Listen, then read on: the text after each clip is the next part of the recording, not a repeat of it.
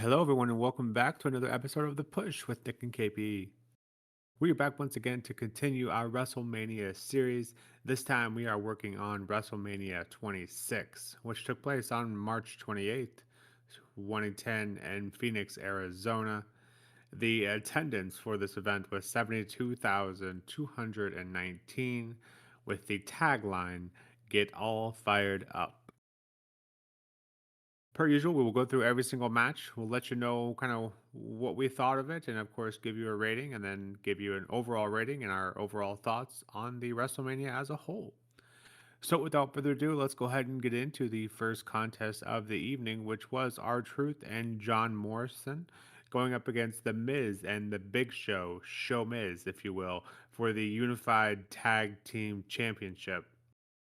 9 years since these tag team titles have changed hands. KP, what'd you make of the opening bout of WrestleMania 26? Yeah, generally speaking, don't really get a lot of tag team championship matches at WrestleMania, sort of, in the past like number of manias for some strange reason. And yeah, waiting a while to have a matchup and then they deliver something like this is certainly an interesting choice. It wasn't a very good match, I'm not gonna lie. It was very short, and by the time it got going, it was over. So there wasn't really much to digest and unpack from this one, unfortunately. Besides the fact that the match felt, I guess, kind of rushed and it was really fast paced. So fast paced can be good if it's like, got a little bit of depth to it, but this one didn't really have that. So yeah, it was a little bit strange, to kick things off. Normally we do have one of those, Money in the Bank ladder matches or whatever. That sort of gets a crowd pumped, ready to go. This one was maybe, yeah, not quite the best way to start things off. I guess they used the R-Truth entrance to sort of like, try and get that reaction from people, but I don't think it really hit as maybe they thought ideally it was going to. So yeah, quite an interesting choice, that one. But yeah, generally how the match went down, R-Truth gets shoved into the ring post by Big Show on the outside, and with Miz legal at the time, Show tags in blindly. Morrison looks for a springboard, and as he's going for the springboard, he just gets hit with a knockout punch from Big Show in the moment, and then gets pinned. So that would literally be just sort of how the matchup played out in the end. But I want to say this one was like maybe like 4 minutes most. It couldn't have been any longer than that, I'd imagine. Like I say, just very very short. Big Show and Miz retaining here, keeping their tag team championships, and yeah, it was just kind of felt like a bit of a throwaway matchup. Could have been on like a Raw or SmackDown quite easily, somewhere in the mid card, not even like a main event for weekly show. So yeah, I don't know. Had a really strange feeling to it. Did not feel like a WrestleMania caliber matchup, and certainly didn't have the presentation of one either. So yeah, I gave it a 4.5 out of 10. Just felt really lackluster, and yeah, just too rushed and short. So yeah, not really a great kickoff here. What did you make of this one, Nick? So I thought the dynamic was interesting. I thought, for what we got, the contest was fine.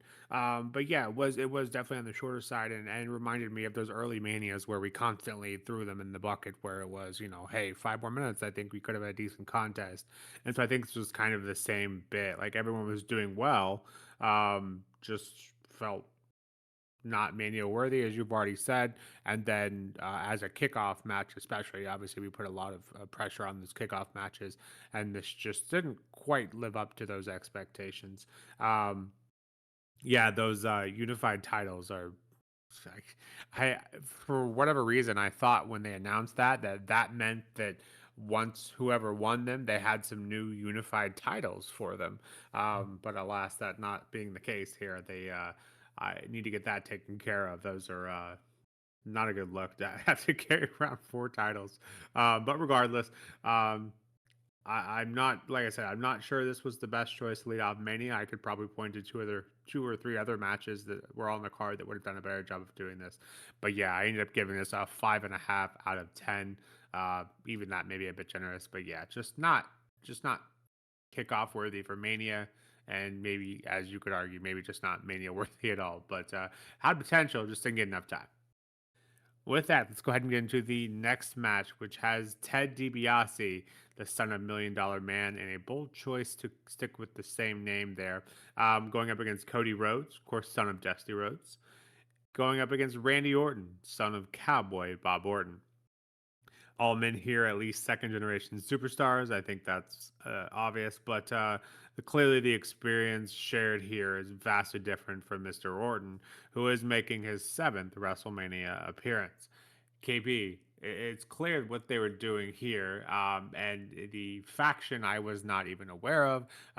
This is about. I think we've kind of alluded to this a couple times, but our WrestleMania experiences are different in that I stopped watching Mania around the time that you started. Please correct me if I'm wrong, but I believe this is your starting point, and this was last year was my stopping point. So please correct me if I'm wrong on all that. But also, what did you think of this match? Yeah, so just a quick little bit of a background check, I suppose we could say. This was the first WrestleMania that I was a fan of wrestling for. I wasn't able to watch this live or anything because I was quite young at the time still. But I did manage to catch these on like highlight shows on Sky when I was younger. Just like randomly here and there, I'd see like a random match or whatever from this WrestleMania, and yeah, this is when I was getting into wrestling properly and was getting into it as a fan. So my first experience being this WrestleMania properly, and yeah, I do sort of forget like the difference in sort of like where we sort of like started and ended. I guess really you could say. And then you obviously you got back into it because yeah, Legacy to me is like one of the probably the first factions I was like properly aware of sort of thing, and yeah, I mean, this match itself, I don't know if it was really the blowout that they wanted and, expected, but it was a decent match, to be fair. It wasn't like a spectacular contest, but it was still decent enough. Had a handicap style vibe to it in the early stages with DiBiase and Rhodes sort of like, teaming together to try and take down Randy Orton. It was alluded to on commentary that, both these men didn't really care who won the matchup as long as Randy Orton didn't. Well, that plan went out the window as literally as soon as DiBiase went for a cover, and then Cody gets a little bit jealous and drags him off. And then we see a moment literally about later on, well, about a minute later on, where Cody goes for a cover himself and DiBiase does the same thing. And yeah, then the two start fighting over, who's going to pin Randy Orton to win this match. So, the build going into this one between them both, not really caring who wins, I guess, didn't last very long at all. But yeah, when it goes into a triple threat matchup, it starts to be raised a little bit in intensity. We see Randy Orton kicking things back up again, and then it's essentially all Orton from there. Like he just takes full control, and yeah, he just dismantles both men. And even in the finish, he does it as well. So he hits both men with a double hangman DDT. Then looks to RKO Cody, but actually changes his mind as he's going to do it. Instead, Cody trying to get back up to his knees. He's in that classic position where he can get a punt kick to the head, and Orton takes advantage of that opportunity. He gives Cody Rhodes a punt kick. DiBiase attempts to come back into the ring, and he actually locks in the $1 Million Dream. But Randy shakes him off, sort of like throws him over his shoulder, and then hits an RKO onto DiBiase, and that would be the win for Randy Orton. So yeah, like I said, it wasn't great, but like it wasn't bad either. It was just a pretty decent triple threat. It had like a nice sort of dynamic, with the change of attitude between DiBiase and Rhodes, to then obviously taking each other out at the same time, and them becoming a proper triple threat. It had that little sort of like a little bit of a story to it in that sense, which was quite nice. So yeah, a little bit of a depth of a situation there. I gave it a 7 out of 10. Like I said, it wasn't like in the upper end of things, but it wasn't bad either. It wasn't terrible. So somewhere in between, I think that's fair. And that's how I rated this one. What about you, Nick? Though, in terms of this legacy triple threat, how did you find it? And perhaps I would have, cared or maybe known more about this had I been familiar with the legacy faction itself. That probably helped play a part here.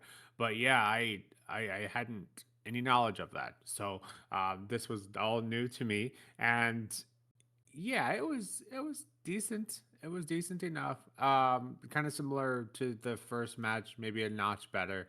Um, but yeah, obviously Randy Orton kind of see the early Viper-esque behavior of kind of his mindset. He is. I don't love his in-ring work style. It's very different. Never been my favorite. But what I do love is this kind of in-ring storytelling, and you can kind of see there in the bottom right picture where Randy's kind of stalking Cody. Just he does a great job of portraying kind of his thought process and what he's about to do and that kind of thing.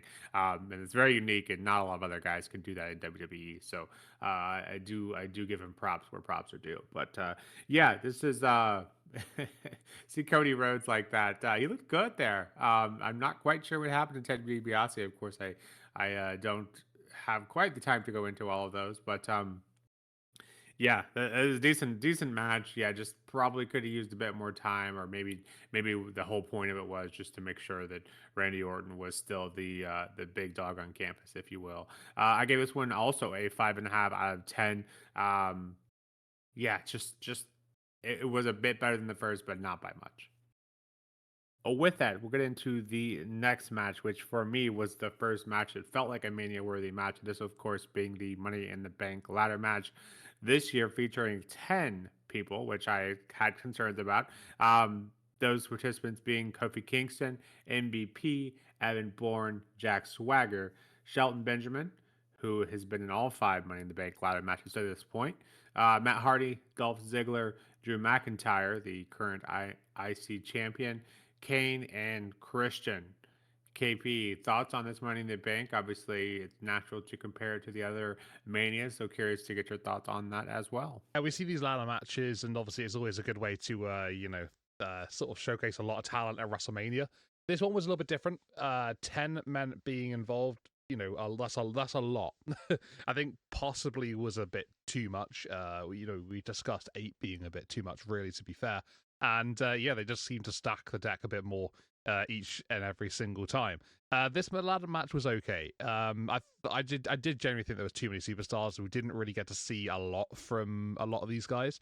They didn't really get like a lot of opportunities and moments to shine. There's a couple of nice moments here in this matchup, especially the likes of Evan Bourne hitting a shooting star press off of a ladder. We saw Christian hitting an inverted DDT onto Matt Hardy off of the ladder.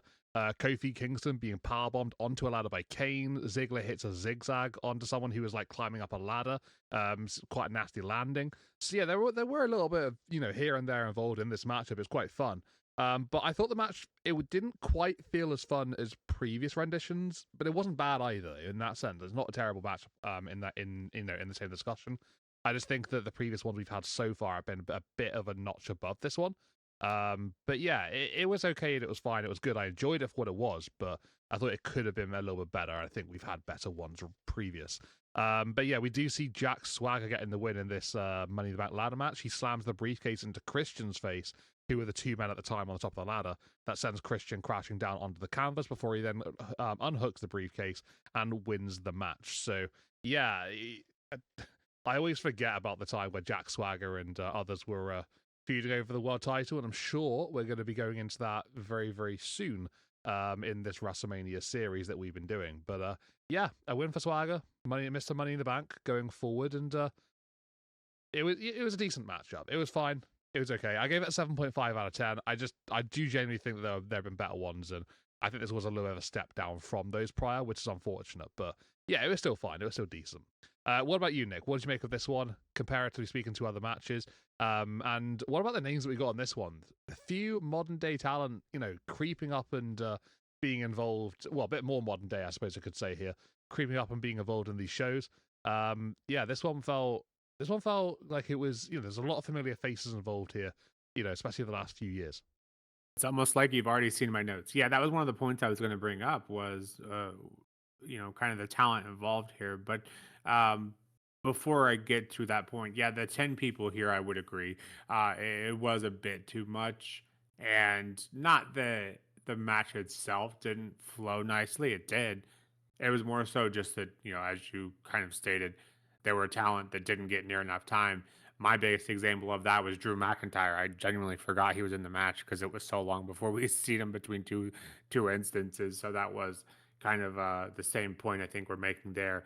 But yeah, a very interesting mix of stars here with guys close to the end of their WWE run and a healthy amount of new talent. And as we're obviously watching these at a much quicker pace than annually as they're broadcasted, it is crazy to see how quickly things change in WWE with a lot of talent involved in this match still working today, 15 years later. So, kind of as you are alluding to, it's crazy. Time is just a son of a bitch, I guess, is my point. Um, uh, yeah, this there were some good spots, and it just Yeah, it wasn't as good as previous renditions, I would agree. Although I would argue it is better than some previous renditions as well. I think they had a magic number; they didn't need to change it, and they did, and that's so that kind of messed with the whole kind of flow of it. Or at least when you're thinking on a match standpoint, sitting here looking at 10 guys, trying to remember what each of them did.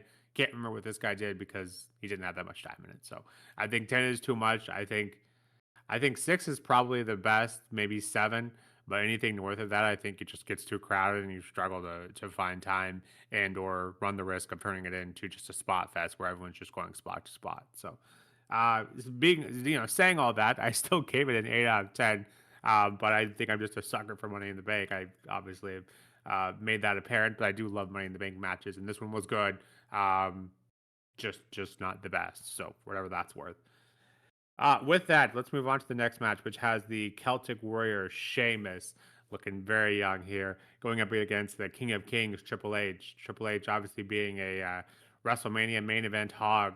This was his first non-main event match on the Mania stage in 9 years. So a couple of big meaty men here. The commentary team was really selling Sheamus as having such a great start to his career, and Triple H being cheered once again, which always throws me off because growing up he was always my least favorite guy because of his character and how much just how much of a heel he was. So essentially, as I got older, I realized it's just because he was great at his job, but he also has a tendency for now that I am older, seeing that he has a tendency for beating talent that he probably shouldn't have.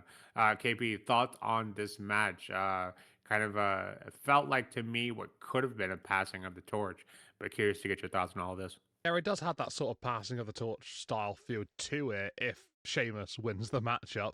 But obviously, in the end, it doesn't go that way. Triple H does get the victory here, 1-on-1 against the Celtic Warrior.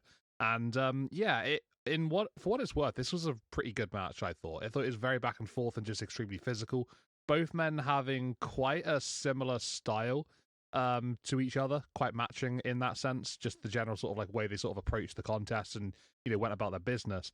I thought Sheamus went toe to toe with Triple H. Considering the different stages of their careers here, Sheamus within his first year of being in the company, and Triple H being in however many years now. It's a long time at this point. Very seasoned veteran of the industry, and the fact that Sheamus was able to go toe to toe with Triple H and just be as good as he was against him just shows the sort of level and quality that he was at this point. And I think the build itself, Triple H refers to it at one point in a promo with Sheamus, basically saying how he once stepped up to one of the greats at WrestleMania and he got crushed. He's referring to his match with Ultimate Warrior from a number of WrestleManias ago, and this was very different because he didn't get crushed. Sheamus, he got in there and he put on a really good matchup with Triple H, and I feel like this was just a really good showing from both men, to be fair, in that sort of sense, especially for Sheamus. Just welcome to the big stage. He said that he wanted to face anybody at WrestleMania. It was going to be Triple H, and that's what he got. So he put on a really good match, to be fair. I thought it flowed really nicely. It was a simple match, but it was effective.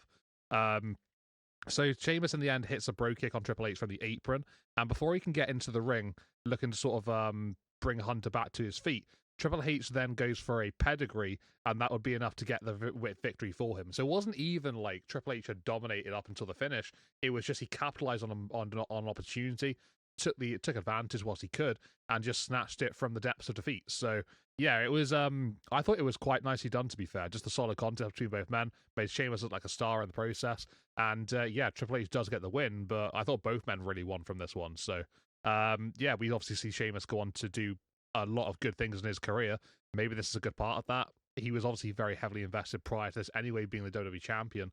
But yeah, I do think this was a really good moment for Sheamus, to be fair. I gave it a 7.5 out of 10. Really just generally liked the triple threat. I really liked the flow of this 1-on-1 matchup. And yeah, I got a lot of good things to say about it. So what did you make of this one, Nick? As high on it as I am, or maybe you got something else to add that could maybe drop it down a little bit more?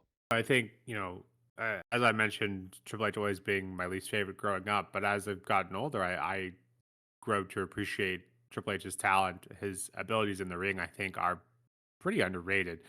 He gets the moniker of bearing talent similar to that of Cena, but in that same comparison, in the same breath, it is interesting to me, like Triple H being cheered here, as I mentioned earlier. Um, why is he being cheered when he's essentially kind of doing the same thing?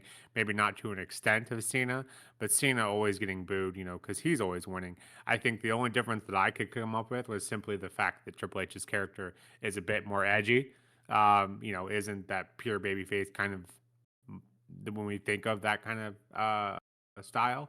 But regardless, yeah, I think Triple H just has the ability to work a good in ring match, and I think his style is just slower. But I genuinely do enjoy almost all of his matches. And then you add Sheamus in there. Yeah, I think the right call probably would have been to have Sheamus win here.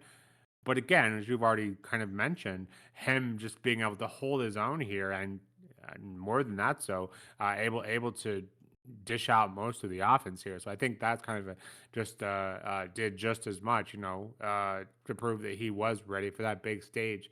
And so I think you could argue maybe it would have been the cherry on top to have him win, but I think just him being able to do all of that on this stage was almost just as effective. So yeah, this was just two big guys going at it. Was a lot of fun, I thought as well. I did give this one a 7 out of 10.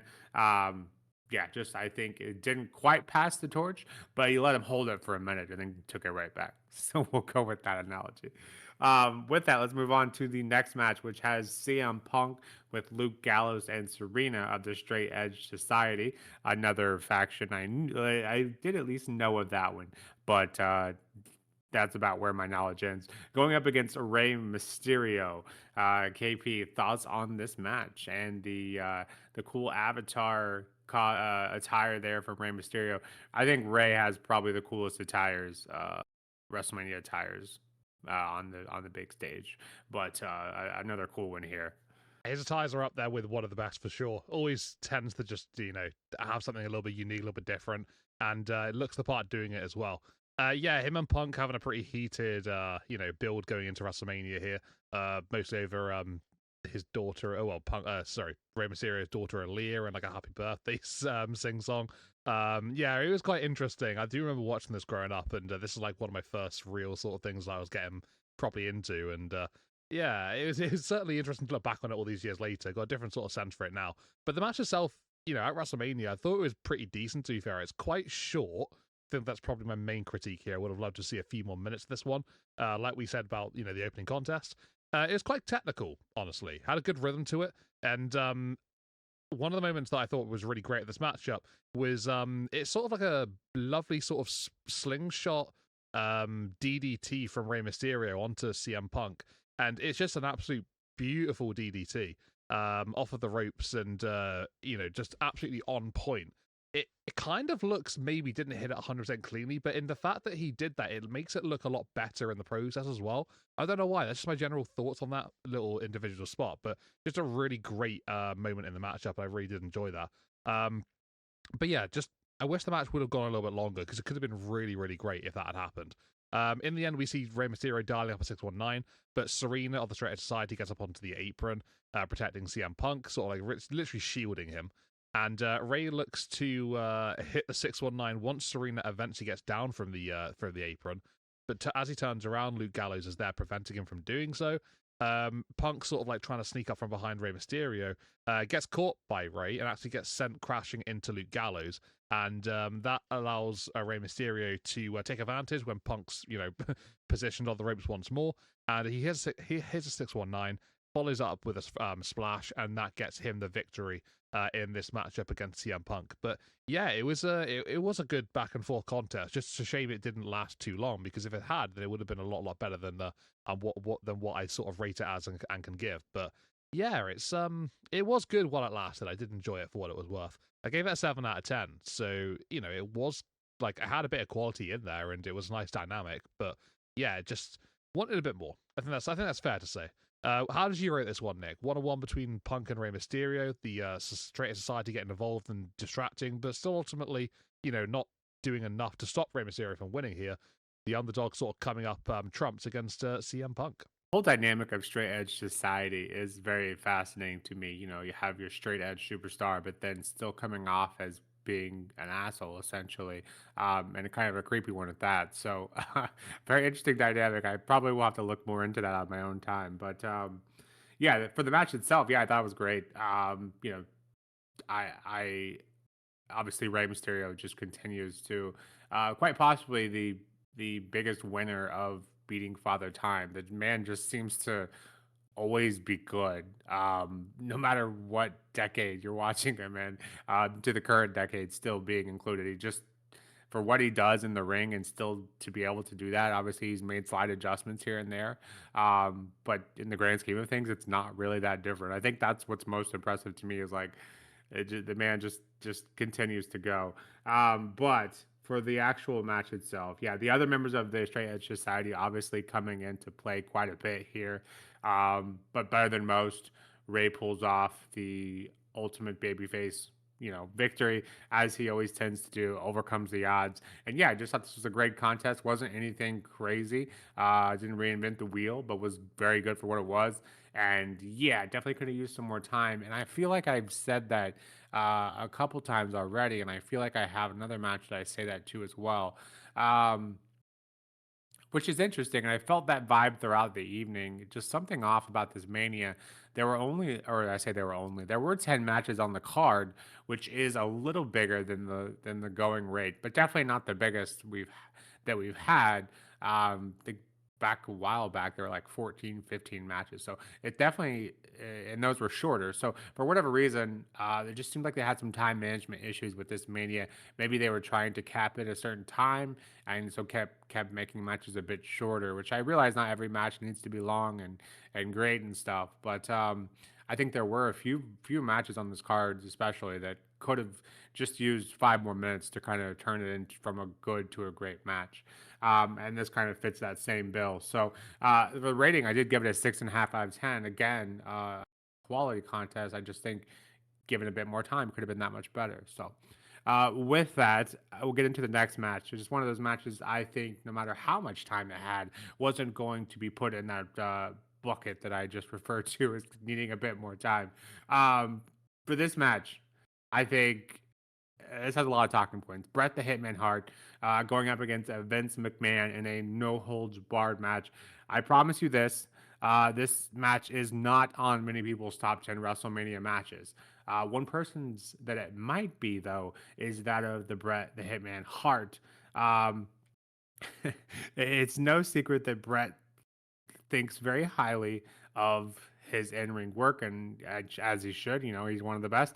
But I just imagine when I was watching this, I just imagine that Bret has a TV in his home that has this match on loop, because obviously this match is deeply personal. This was the match to kind of erase the grudge, if you will, of what Vince McMahon did to him all those years, the Montreal Screwjob. Very infamous, if you will. But yeah, I just imagine Bret, and I think you could see it with those chair shots. The man was going to work on Vince McMahon, or Mr. McMahon here, as his character is known as. And speaking of, I Vince was telling everyone that this was the end of his Mr. McMahon character, and so I think it was a fitting way for kind of Bret to be the one to extinguish it. Which for the most part it did stay away, so he was true to his word on that. But KP obviously involving the Hart family members here. Vince thought he had them in the palm of his hand. That didn't quite turn out to be the case. But what did you make of this very interesting contest? Interesting is the right word. Yeah, I think you can definitely call it that. Awful, I think it's fair to say. I get the premise. I understand. I can appreciate why it's got to this sort of stage, and I get that.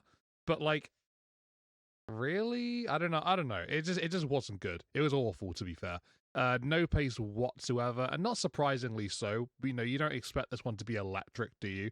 By any means necessary.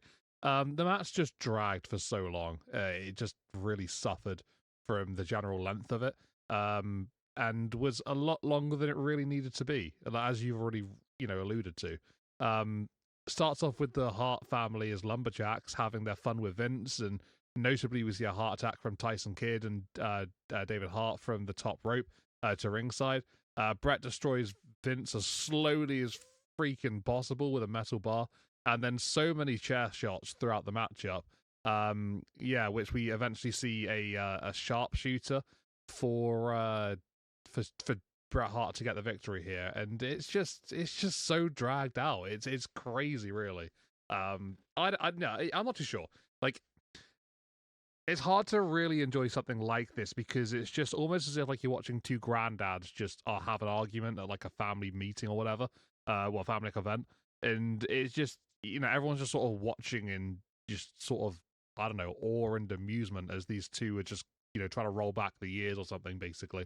Um, but yeah, it was just an opportunity for Bret to get one back on Vince, and obviously that's that's the important message that was sent here. The Montreal Screwjob all those years ago, and a little bit of revenge from that and whatever. So yeah, it was quite something for sure. I just didn't enjoy it. This could have been at least 6-7 minutes earlier. Shorter, and it probably would have been a little better off of that because we wouldn't have had to endure so much of it. But it's unfortunate. But either way, it is what it is. Bret Hart does get a victory over Vince McMahon here in the end by tapping him out. Must have felt like a really good moment for him, as you obviously already alluded to as well. And it's certainly something, that's for sure. It's not a good something, but it's definitely something, I guess you can say. I gave it a 2 out of 10. Just struggled to really just go along with this one, and I felt myself just wanting it to end a long time before it did. So yeah, if you're wanting that, you can't really expect to give a high rating from it. What did you think, though, in terms of your overall rating, just your general enjoyment levels of the matchup, and in terms of how it all played out in the end? It's not a classic, that's for sure. I'm sure you'd agree. Definitely not a classic. And, mentioning all the time issues and constraints on the other match, you have the opposite issue here where you have too much time. And Vince does have a habit of taking up too much time on the Mania card. I just imagine that meeting when Bret came back, he said, Vince probably said something to the sort of, well, what can I do to get us back in good graces? And Bret says something to the line of, oh, let me beat the shit out of you with a chair. Bring my family so they can watch as well. So it's certainly, on paper, the idea is interesting. I think maybe just 10 years too late. I think probably the biggest issue here, had they ran this match 10 years ago, maybe it is a bit better. Obviously, faster pace for sure. It certainly was a moment. I think Vince has a habit of making those. He did make one here, just not as good as the other moments that Vince has had on the Mania stage. Just two guys that didn't quite move fast enough, at least in my eyes. So with that, I did give this a rating out of 3 out of 10. So definitely not the best match in Vince's career, and obviously far from Bret. So with that, let's go ahead and get to the next match, which has the rated R superstar Edge going up against Chris Jericho for that World Heavyweight Championship. A couple of Canadian boys going at it. I think obviously Edge is your favorite. Chris Jericho is top 5 for me. I think he's around the same kind of spot for UKP. Please correct me if I'm wrong on that one. But yeah, this is an interesting contest. Apparently, this build was 9 months in the work. Obviously, Edge had that injury, but was able to get healed in time. But Chris Jericho and Edge had put a lot of time and thought process into this whole feud and match. So curious to hear your thoughts on this one, KP. Yeah, this is a solid matchup, and you've already alluded to the build being quite long in the sort of like going into the previous year, and Edge's injury going into the Slammy Awards, and just all sorts of things via the Royal Rumble, Elimination Chamber. It really did surpass quite a lot of time. So, yeah, it sort of led to quite a big moment here with these two going one-on-one for the world title. And, we see the Royal Rumble winner getting a championship matchup against Jericho, and it's quite a heated one at that. But yeah, very good, solid. Both men know each other extremely well, so that sort of played into the match quite nicely. We saw lots of counters, lots of near falls, and it was just a really well-balanced back-and-forth contest. We saw a lot of spear attempts from Edge, and even one from Jericho at one point as well. And that sort of played well into the feud leading into the match, because at the end of the day, Edge had sort of destroyed Chris Jericho in the build up to this one with just several different spears, and sort of like was a bit of a nightmare for him going into this one, Jericho. So that worked out really nicely. We see the matchup coming to an end with Jericho grabbing the world title as the action just spilled to ringside, and both men go back in towards the ring. Edge gets shoved into the referee, and with the official down, Jericho smashed the title against Edge's face. Jericho goes to recover on Edge, but he does only get a kick out at 2. But then immediately, about a couple of moments later, gets Edge back up to his feet, and he manages to hit a code breaker, and that would be enough to get the 1, 2, 3 for Chris Jericho and to retain his World Heavyweight Championship. So, yeah, the action, you'd imagine would probably end there, but it doesn't, because we see post-match Jericho looking to add insult to injury, tries to sort of drag Edge onto the ring post and actually sort of like really just decimate him for his measures. And Edge turning things around pretty comfortably and quickly, to be fair. And he manages to get the announce table prepared and ready to go. And he actually spears Jericho off of the announce table and through the barricade on the outside of the sort of like the timekeeper's area. And yeah, it's quite a nasty spear at the end of this whole situation. So Edge does stand tall at the end of everything involved here, but obviously, ultimately at the end of the day, Chris Jericho won the match and still the World Heavyweight Champion. But this one was a lot of fun. It was just a good, solid back and forth match, and like I said, two men just vibing off each other and putting on a really good contest. So I liked it for what it was. Thought it was great. I'd give it an 8 out of 10. And yeah, just didn't have that sort of like absolute classic match vibe, but it was pretty good, and it's getting towards those higher ratings for sure. What did you make of this one? Just generally speaking, the how the match sort of flowed for you. There was a lot of back and forth, and it was very sort of like telegraphed from these two men because they sort of know each other that well, and they played it on really nicely. How did you feel that sort of transpired in the contest? And obviously Jericho winning, and then the aftermath of Edge getting one back with a hellacious spear. Yeah, it's clear this rivalry was personal, and kind of alluded to that with the how long the build was. They had a ton of time to work on it, but I think with that, I think kind of partially, I guess, myself to blame, and just that I had, considering the two guys involved, I figured this would be a very, very good match, considering the quality of both guys involved. So, yeah, it's clear that the match was good. The kind of story being told was personal. The technical ability and the amount of reversals in here was aplenty as well. But yeah, just something I felt like just didn't quite hit home the way it should have.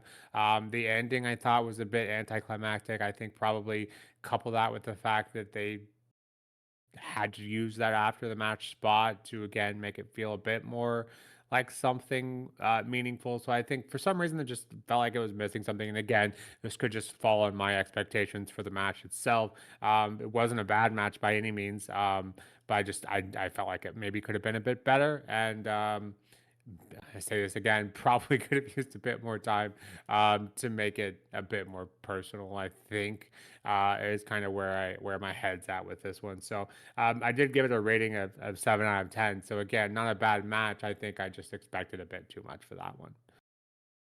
With that, let's get into the next match, which is a 5-on-5 10 Diva tag match. KP, you can get into the likes of who is in this if you like. But I think probably announcing everyone involved here will probably take longer than it will for us to get into what actually happened during the match. You could sit here and say to yourself, hey, we have two women's champions here. Maybe they can each have their own match. We can have two women's matches on the Mania card. That would be great, right? Not quite there yet. WWE's thinking is, let's go ahead and shove all these women into the same match, and yeah, they'll figure it out. Good luck. Uh, KP, let us know what you're thinking on this one. I'm not sure who the figure it out and good luck was for then. Was it for the fans or was it for me trying to get this one over? Yeah, 5-on-5 tag match here. The first time I'm going to introduce a matchup here at this WrestleMania project, and it's a cracker to get started for me personally.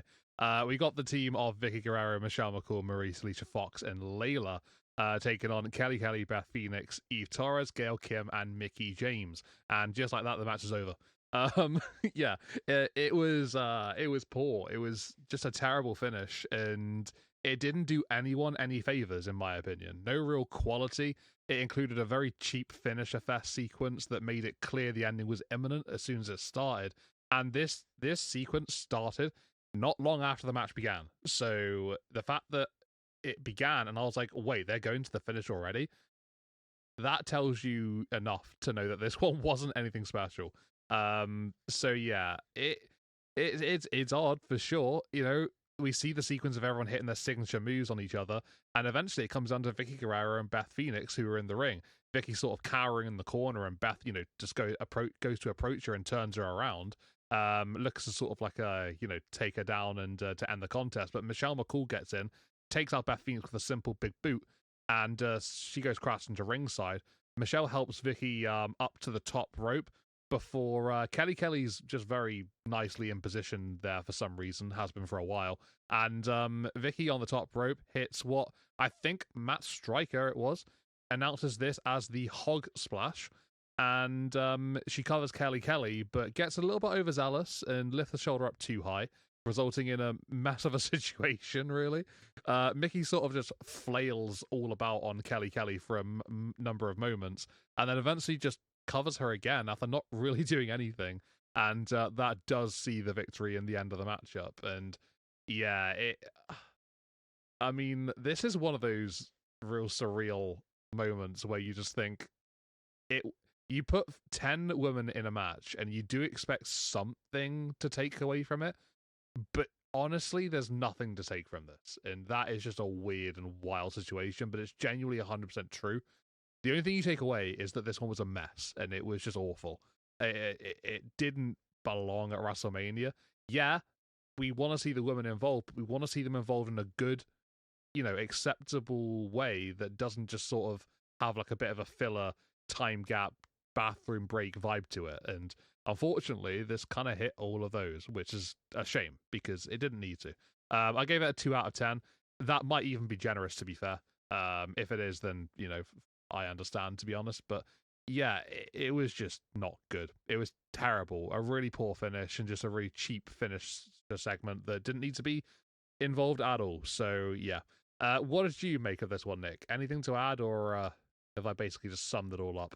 Yeah, the bathroom break comment really hit home for me because they just happened to be in the crowd once this match was announced, and you could just see the copious amount of people immediately going up for the stairs to go to the bathroom. So yeah, I think that's an appropriately named bit here, which is a shame. There is some good talent in here, and could have had their own good match. You could have made this if you wanted to have Vicky Guerrero get her bit in, have a tag match with some of the even lesser known talent, but for some of the talent in here that are better than what they are being treated, could have had something a little better on the Mania stage. But alas, like I said, WWE just not quite there yet.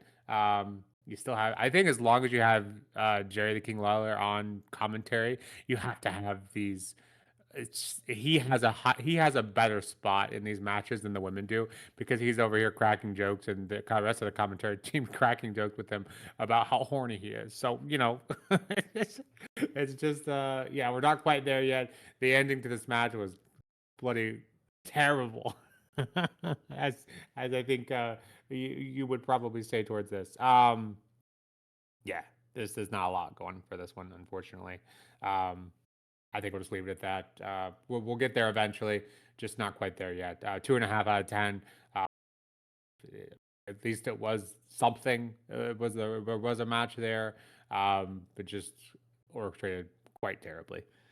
With that, let's quickly move on to the next match, which has John Cena going up against Batista for that WWE Championship. This one has that big fight feel, and up until this point, by far the loudest the crowd was all night. KP, thoughts on this one? Yeah, good. Decent match. Relatively physical, and you'd expect that between these two men. They are quite physical, jacked athletes, so understandably so. It's always going to be like that. It wasn't like bad, but it wasn't spectacular or anything. I think it was a nice, just solid contest, to be honest. It could have had a little longer. We've said that a few times already. This is another one of those matches that I think fits that bill. But yeah, both men kicking out of each other's finishes, I thought was a really cool spot during the contest. Sort of adds a little bit of drama, intensity. Yeah, was a. I thought it just worked quite nicely into the contest, made it sort of feel a little bit bigger in that sense. And yeah, just it had its moments for sure. It wasn't an all-time classic, but it was still a decent matchup for sure. And I think it's definitely on the on the higher end of the scales here. But in terms of how the match went down, we see John evading a second Batista bomb after being caught by sort of a bomb as John's gone up for the leg drop from the top rope. And this was actually, playing it back to how John Cena got injured by Batista. I think it was about a year prior to the situation. And yeah, it's sort of like a bit of a throwback to that. But yeah, he managed to evade the second Batista bomb after this particular situation. And Cena locks in the STF, and that's enough for him to get the victory and to actually make Batista tap out to win the WWE Championship. So yeah, like I said, it had it had a good feel to it. It had a good vibe, and it had some nice moments throughout, and just felt like a big time matchup. But in terms of just that sort of being an exceptional contest, sort of having those sort of asterisks next to it, those little checkpoints, I don't think it really ticked those particularly, but it did have a good solid feel. So take that once worth. I did enjoy this one for what it was. But it could have been better. But it also could have been a whole lot worse. I just wish it had a bit longer and we could have just enjoyed a bit more of it. But maybe that would have seen it go into those eights or whatever and a bit higher. I gave it a 7.5 out of 10. I don't think it's Cena's or Batista's best WrestleMania match by any means necessary, but it was good and it was solid. So I guess that's what it was. And like I said, I did enjoy the finishers being kicked out of.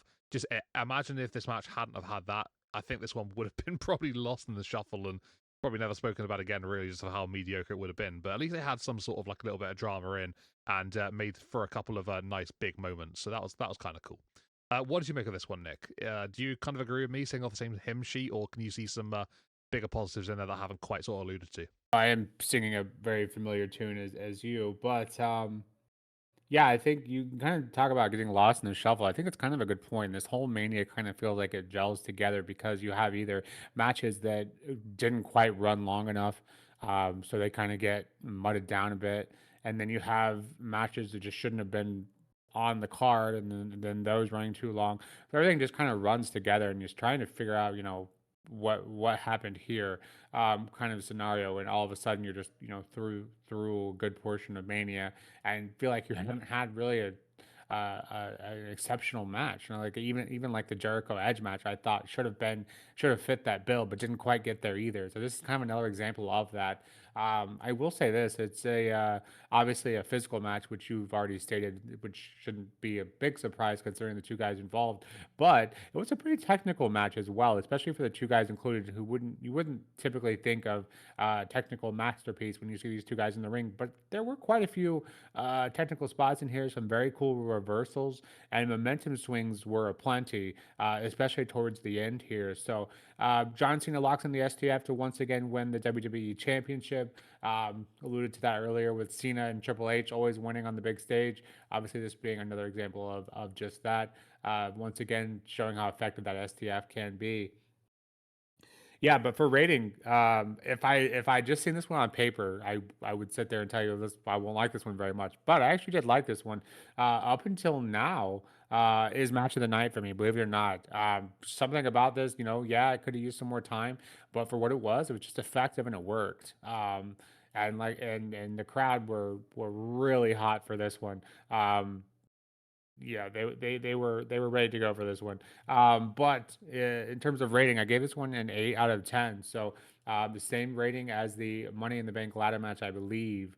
But still, for an 8 out of 10, the second to last match of the night, for it to be match of the night, I think it was kind of a testament to kind of how we've struggled with this mania to get through. So, with that, let's go ahead and get into the very last match, the main event of WrestleMania, which is, of course, Shawn Michaels, who is about 30 minutes from his hometown, I believe. 30 minutes, 30 miles. Close. We're at least in Shawn Michaels' home state, which I didn't know that. His 22 career being put on the line here, going up against Undertaker. Obviously, he has his 17 in a streak, and this is a career versus streak match. The match so nice they run it twice, but this time they get that main event slot, as we kind of alluded to last year. How that match probably should have been the main event, but they don't often put that main event spot with someone without titles. Well, this year, asking you shall receive, they did just that. So props to WWE for realizing a main event doesn't need a title, especially when you have two WrestleMania icons, if you will, going at it here. So much on the line here. The crowd hanging on every single move. KP, what do you make of this one? And also, before or after your rating, would like to hear which one you like better, the first or second rendition of Undertaker versus HBK. But yeah, the legendary second installment of this incredible double bout between these two men on the WrestleMania stage is just incredible. Both matches are tremendous in their own right. This one being career versus streak. So this one was amazing. It had lots of drama in it, just very, very back and forth with two ultimately really gritty performances from both men. And they had so much on the line. So, they really did sort of like play into that, extremely well. Michael's tactical approach by working on the leg of Taker in the early stages worked really well. And that sort of allowed Taker to really delve into a more resilient side of him later on in the contest, and made for some really great moments with that drama and with all the near falls that happened. Yeah, it just everything pieced together really, really well, and they sort of like strategized this matchup perfectly, in my opinion.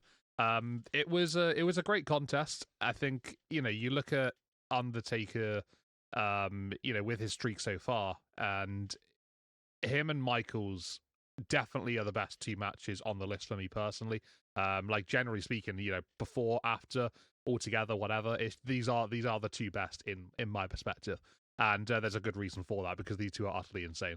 But yeah, in terms of how this one compares to the previous match from last year, I always growing up, I always thought of this match to be the better one because I loved the story. I thought the story for Shawn Michaels, especially going into this, was second to none. Like at the time, it's just ultimately amazing. Just the desperation from Shawn to try and get back to Undertaker. Undertaker basically just looking over his shoulder and basically saying, "No, I'm done with you. I've already beat you. I want someone else." Because he's never faced the same person 2 WrestleManias in a row. So this was the first time it had happened. And I just thought everything that went into it, just thought of the desperation. We look back to the Royal Rumble, and his talking Shawn Michaels here, the crash out in that Rumble once he's eliminated by Batista, and then going into the Elimination Chamber, costing Undertaker in there, and eventually getting up in his face and demanding the matchup, and Undertaker eventually being like, fine, I'll give it to you, but it's going to cost you your career if you lose. So I just loved it. The build was phenomenal, and it made the match like just that sort of larger than life feel for me personally. But watching this one back, I do agree that the previous match from WrestleMania 25 is the better in-ring display. But I think as an overall product, this one does still come up trumps for me in that respect, just because of what it meant to both men at the time, and especially to Shawn Michaels, being his last ever match of his career. And by the way, what a match to go out on. We see these retirement matches, and sometimes they're a bit more of a nostalgic thing. Somebody's clearly not sort of performing to the qualities that they can deliver years and years ago. And they're sort of just doing one last hurrah just to give the fans something to remember them by. But this one is a incredible last match to have. Imagine having this as your last match. You'd never want to wrestle again. And do we say Shawn Michaels did, or do we say he didn't? That's to be discussed another time. But regardless, this as a career-ending match is phenomenal to have. We see Undertaker hitting a tombstone power driver on Michaels, only for Shawn to kick out at 2. As he's looking for his second one, HBK he just grabs onto Undertaker's foot as Taker's sort of like doing that classic taunt of his with the thumb across the neck. And HBK, he sort of claws himself up Undertaker, and you can see Undertaker just looking down on him, like, just almost sympathizing with him. And Michaels does the taunt that Undertaker was literally just doing moments ago, and that sort of infuriates Undertaker. He hits a jumping tombstone out of pure frustration. You see the look on his face. It's probably the most hellacious tombstone that he probably delivered prior to this point. And it was a great moment. Just the match itself was just fantastic. I gave it a 10 out of 10. So both matches from these two guys get a perfect rating from me. Unsurprisingly so, they're just amazing. and yeah, it deserves to be credited as that alone. But yeah, Nick, what did you make of it all? The build, the match itself, the ending of the career of Shawn Michaels, Undertaker going 18-0, and just generally everything that was involved in this, in-ring matchup. It was fantastic. What did you make of it all? I think a lot of talent could learn from Shawn and how to walk away from it, in terms of in-ring contest. Only one match since then. I think that's a pretty fair shake. A lot of a lot of retired matches, career matches, end up wrestling within the next week or so. So I think by comparison, or at least within the year, by comparison, I think Shawn absolutely did the right thing here. For the actual match itself, yeah, I would agree with your kind of rating of the two, comparatively speaking.